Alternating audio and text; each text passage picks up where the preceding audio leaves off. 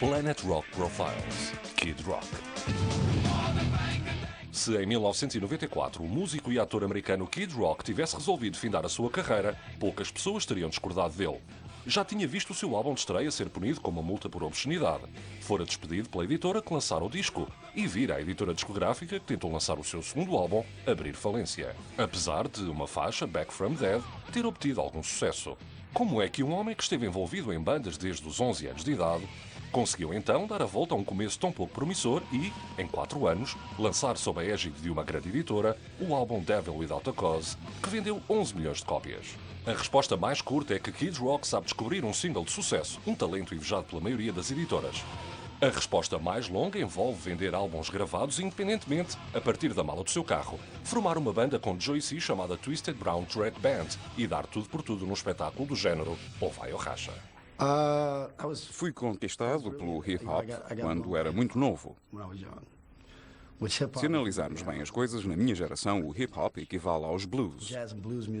O jazz e os blues influenciaram todo o género de música da cultura pop. Chegaram a todos os cantos da terra.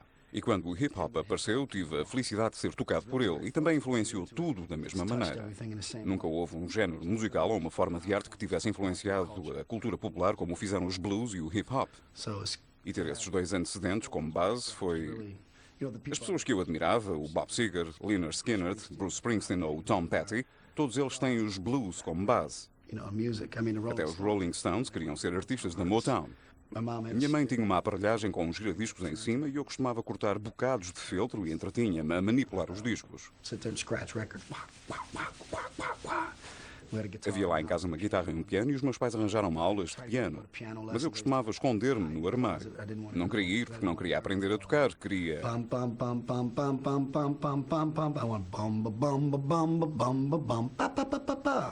Queria o boogie-woogie. Afinal, porque é que gostamos de música? Era algo que estava na minha alma e, como disse o John Lee Hooker, está lá dentro e tem de sair.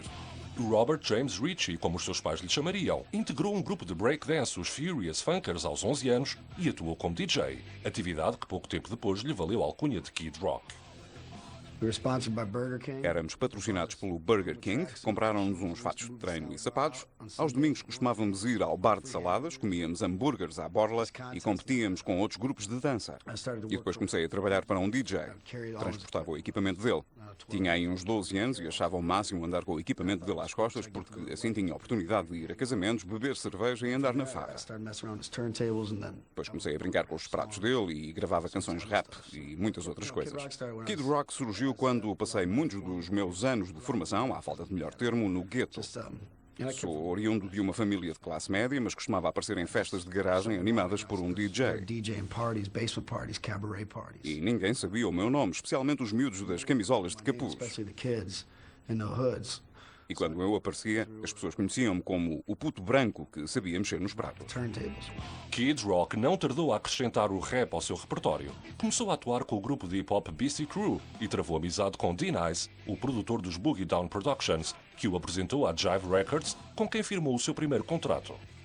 Abri um dos espetáculos deles no Michigan, já lá vão muitos anos. E, mais uma vez, era o único miúdo branco que lá estava. Subi ao palco, tive uma ótima reação do público e o DJ deles, que se chamava D-Nice, contatou a Jive Records.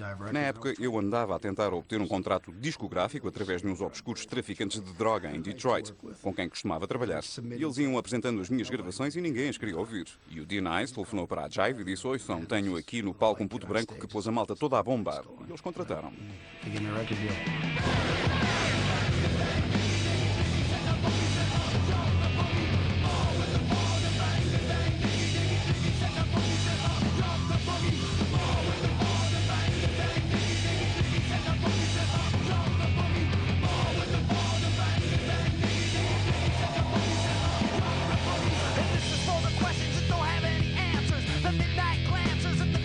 Dancers, the gander freaks, cars packed with speakers, the G's with the 40s and the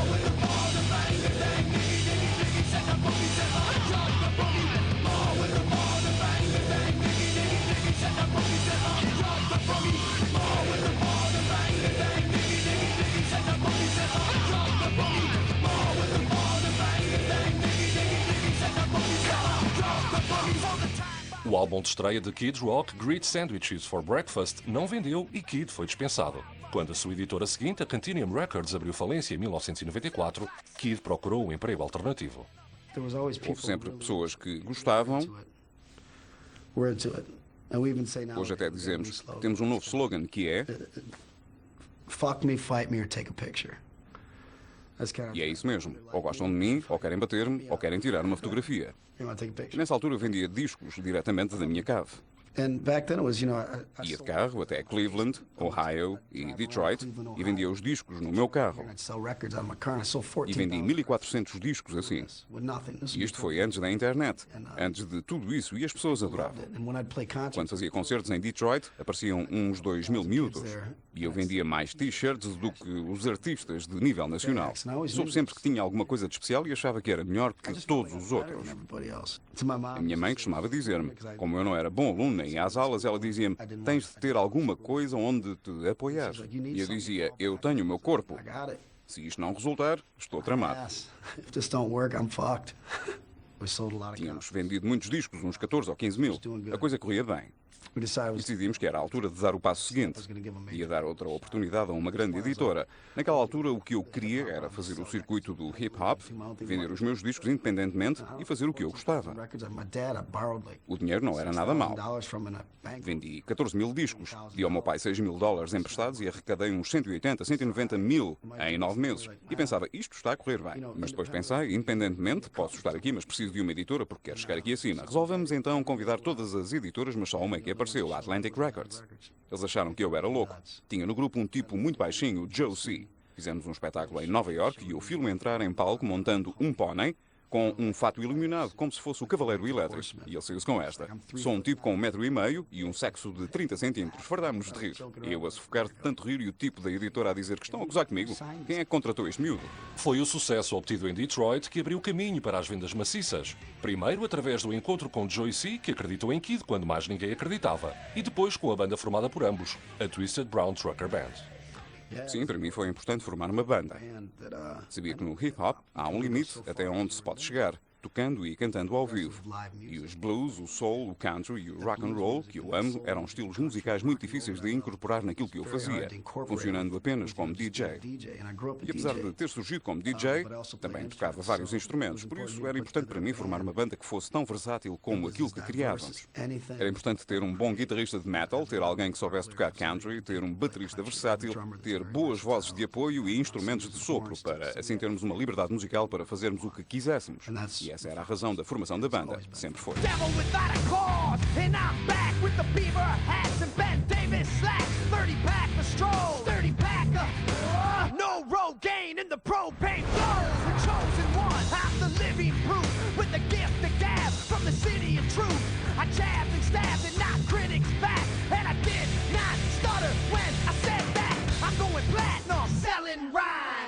I went platinum 7 times. It's still the ill and wanna see us rise. I guess because only God knows why.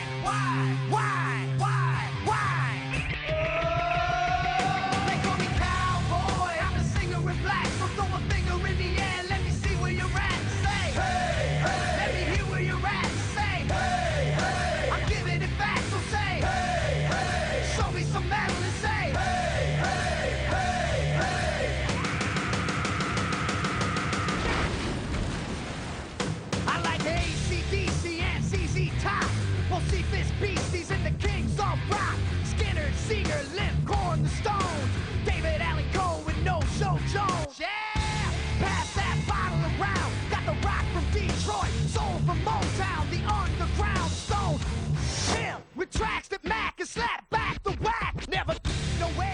Um espetáculo de apresentação do género ou vai ou racha que teve lugar em Detroit atraiu apenas uma editora, a Atlantic Records, que resolveu contratá-lo. O seu álbum de estreia numa grande editora, Devil Without a Cause, lançado em 1998, não despertou no público qualquer interesse. Nem dado levava o disco. Só me apetecia gritar a toda a gente, são estúpidos. Este disco é ótimo. Porque é que não o ouvem? E sabia que era verdade, porque os críticos ou diziam é horrível ou é genial. Não havia meias tintas. Ninguém dizia é aceitável. Não gosto do é aceitável. Fazer o que as editoras costumam fazer, que é pôr o disco a passar na rádio, nunca resultou comigo. Mas quando cheguei junto das pessoas, resultou. Quando consegui falar com as pessoas, tocar ao vivo em frente das pessoas, isso mudou tudo. E a partir daí o disco começou a arrancar e a gerar um efeito de bola de neve que ninguém conseguia parar. Para Kid Rock, o quebrar do gelo com o seu público aconteceu via MTV. A sua participação em vários programas abriu o apetite do público. Algumas estações de rádio começaram a passar a sua música e, quando em 1999 lançou a canção Bowie Taba, o êxito foi instantâneo. Foi como uma festa que não para. Foi tudo aquilo que eu tinha esperado. Para mim, por muito que eu proteste acerca da música e dos críticos, para mim, o importante nunca foi provar que os críticos não tinham razão. O que eu sempre quis provar foi que os meus fãs têm razão. É essa a minha postura. As pessoas que acreditavam e que sabiam que algo de importante estava a acontecer, tal como intimamente eu também sabia. É como eu sempre digo, relativamente aos meus discos, se for bom, isso vê-se. Se soa bem, as pessoas ouvem. Se for bem comercializado, as pessoas compram. Mas se for verdadeiro, as pessoas sentem-no. A uma notável atuação em Woodstock em 1999, seguiu-se um dos mais memoráveis momentos na história da MTV, quando, durante os prémios MTV, Kid Rock surgiu em palco ao lado dos lendários Run DMC e Aerosmith. Houve pessoas que brincaram dizendo que eu era o filho bastardo dos Run DMC e dos Aerosmith. E tê-los a ambos no palco a interpretar aquelas canções fantásticas e poder tocar uma minha pelo meio foi uma lição de humildade e que soube bem.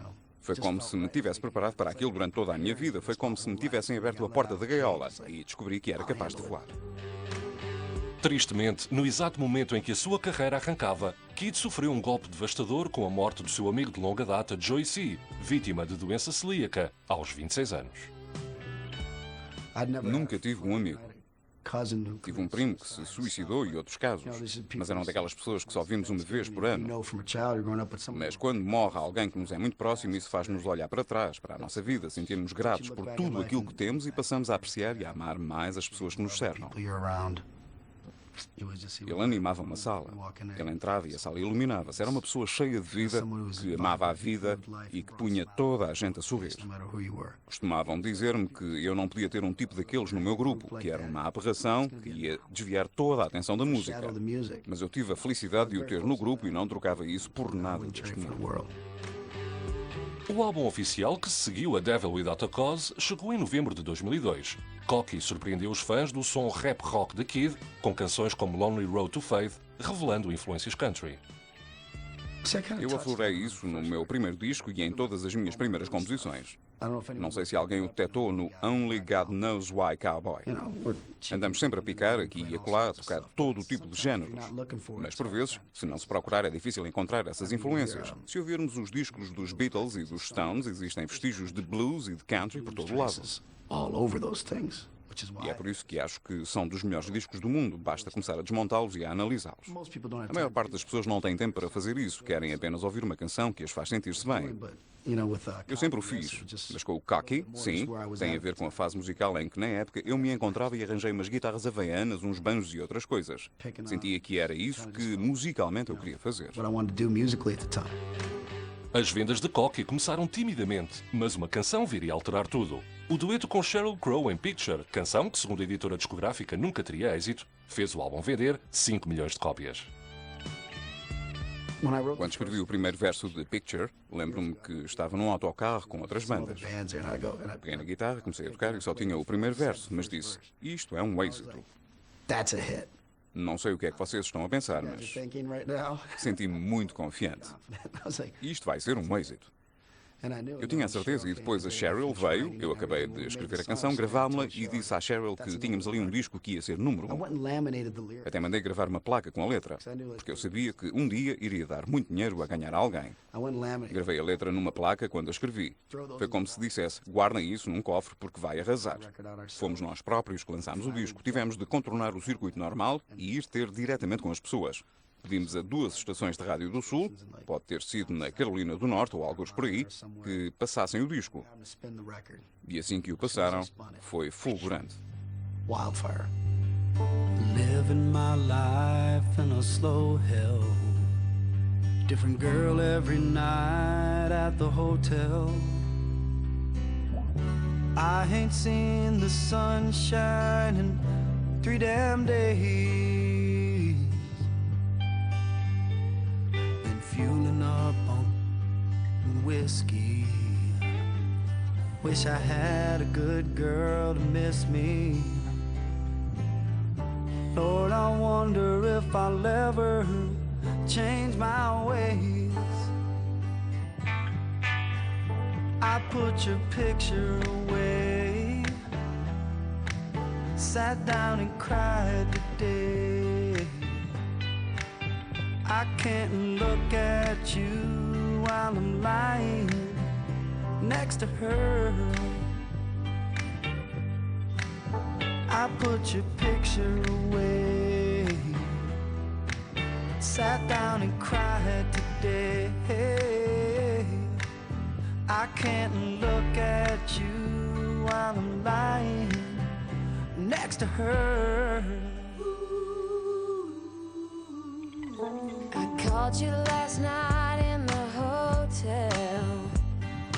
Everyone knows, but they won't tell. But their half-hearted smiles tell me something. O mais recente de Kid, Rock and Roll Jesus, foi lançado em 2007, tendo sido o primeiro dos seus discos a chegar ao topo das tabelas. O álbum surgiu após o interregno de 4 anos desde o anterior.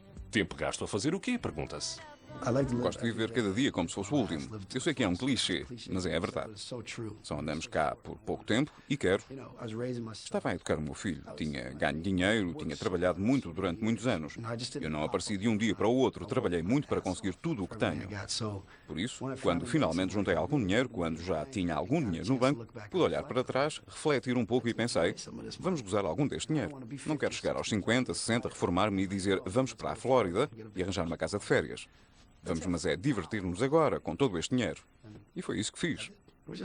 Com tudo o que se passou comigo e com as minhas atividades extracurriculares, à falta de um termo melhor, comecei a folhear aqueles tabloides, recostei-me e disse para mim, o que é que tu estás a fazer? O que é que gostas realmente, para além da família e do teu filho? Eu adoro música, é isso que eu amo, é a minha paixão. Faz música. Fala da melhor maneira que puderes e deixa-te de brincadeiras. Voltei a concentrar-me e houve alguma pressão porque comecei a ir pela direção errada. Mas disse, deixem-me fazer o que eu gosto, deixem-me fazer um grande disco, deixem-me escrever boas canções, deixem-me interagir com as pessoas, ponham-se em frente das pessoas. Rock and Roll Jesus contém uma das primeiras canções de Kid Rock a fazer sensação na Europa. A faixa All Summer Long funde de forma soberba 2 canções clássicas americanas, Sweet Home Alabama, de Lynyrd Skynyrd, e Werewolves of London, de Warren Zevon. All Summer Long. Um amigo meu, com quem já trabalhei muito, trouxe-me Werewolves of London, o piano da introdução sobre um ritmo mais ou menos de hip-hop. Eu detestava ir a discotecas porque não aguento estar toda a noite a ouvir.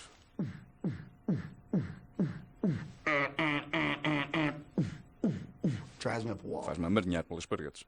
Sendo DJ, e depois de ver isto nas discotecas, comecei a fazer aquelas misturas em que se ouvem os grandes clássicos do rock, misturados com ritmos de hip-hop.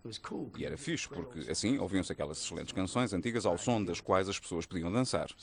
Bom, ele trouxe-me o disco, já com o loop, e eu comecei a pensar naquilo. E comecei a trautear Go On, Take the Money and Run, do Steve Miller. Tem o mesmo acorde, a mesma progressão, o Sweet Home Alabama, que, como é óbvio, utilizei na canção, e pensei... Eu era um compositor, um músico e também um DJ com uma raiz de hip-hop. E pensei, e se eu misturasse essas 2 canções e depois escrevesse uma melodia e uma letra originais em cima desses 2 clássicos? Como se costuma dizer, não se deve brincar com o fogo, não se põe a capa do super-homem, aí vai disto. Como diria o Jim Cross, brincar com o Sweet Home Alabama é brincar com uma coisa sagrada. Era como dizer, vou tornar o Black in Black ainda melhor. Calma. Mas quando comecei a juntá-las e a compor, vi que tinha algo de novo. Eu sabia o que ia ouvir, sabia que as pessoas iam dizer, ora, isso é o Sweet Home Alabama e o Werewolves of London. Então, se é tão simples, por que é que vocês não fizeram? Eu escrevi uma melodia original com uma letra por cima e se não tivesse saído algo novo, uma coisa fresca e original, não parece que o filho e a família do Warren Zevon me tivessem deixado usar a canção, tal como os Lynyrd Skynyrd não deixariam. E os direitos foram divididos igualmente pelos 3. É como se esta canção resumisse tudo. Há dias em que eu não sei como é que me hei de vestir, porque há dias em que quero ser hip-hop, outros quero ser country ou rock and roll. É sempre uma risota quando vamos fazer um espetáculo durante as grandes digressões pela América e eu digo: o que é que eu visto? Porque não me parece bem cantar hip-hop da velha escola com botas de cowboy calçadas. E também não me parece bem cantar canções country de calças descaídas e boné voltado para trás. E a minha música é isto. E esta canção é o resumo da minha carreira, porque tem vestígios de tudo, de rock and roll, de country, o ritmo é de hip-hop e tem também toda a atitude. Kid Rock, como depressa se descobre quando se fala com ele, é acima de tudo um amante da música e ama tanto hoje como aos 11 anos quando dançava com os Furious Funkers. Para onde irá então a seguir? A única coisa de que sinto falta é de ter mais grandes canções, que é o que, penso eu, todos os músicos diriam. Não sei se eles o admitiriam, mas eu admito. Preciso de mais grandes canções. Tenho um punhado de grandes canções. Preciso de uma braçada, quero braçadas de grandes canções que causem impacto nas pessoas.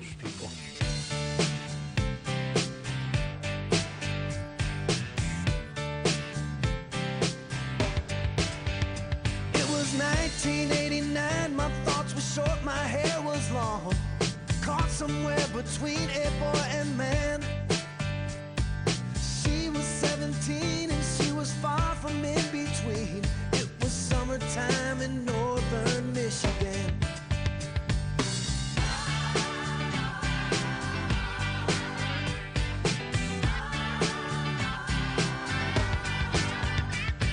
Splashing through the sandbar, talking by the campfire. It's the simple things in life, like when and where. We didn't have no internet, but man, I never will forget the way the moonlight shined upon her hair. And we were trying different things, and we were smoking funny things, making love out by the lake to our favorite song. Sipping whiskey out the bottle, not thinking about tomorrow, singing Sweet Home Alabama all summer long.